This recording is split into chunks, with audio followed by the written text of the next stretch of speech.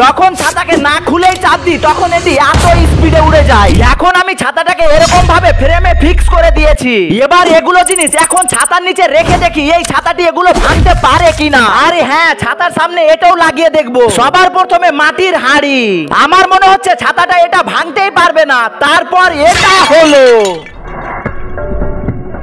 Guys, এটা তো এক চান্সে ভেঙে গেল। দ্বিতীয় নম্বরে হলো এই কোল্ড ড্রিঙ্ক ক্যান। 3, 2, 1। প্রথমবারে বেঁচে গেল গাইস।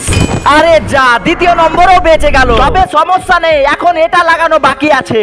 এবার 3 নম্বর হলো এই নারিকেল। 3, 2, 1। প্রথমবারে তো কিছুই হলো না, দ্বিতীয়বারেও তো কিছুই হলো না। চলো এবার এটাকে ছাতার সামনে লাগিয়ে দেখি। গাইস, টাইট ফিটিং করে লাগিয়ে দিলাম। সবার আগে এই হাঁড়িটা দিয়ে ট্রাই করি, দেখি কি রিঅ্যাকশন হয়। 3, 2, 1। গাইস দেখো, হাঁড়িটা ভেঙে খুব সুন্দর ভাবে 2 টুকরো হয়ে গেল। এখন এটি কি করব? 2 নম্বর হচ্ছে সেই কোল্ড ড্রিঙ্ক ক্যান যেটা প্রথমবার কিছুই হয়েছিল না। এবার দেখি কি রিঅ্যাকশন হয়। 3, 2, 1। আরে স্লো মোশনটা দেখো গাইস, কত সুন্দর। দেখো, ছেদ করে পার করে দিয়েছে।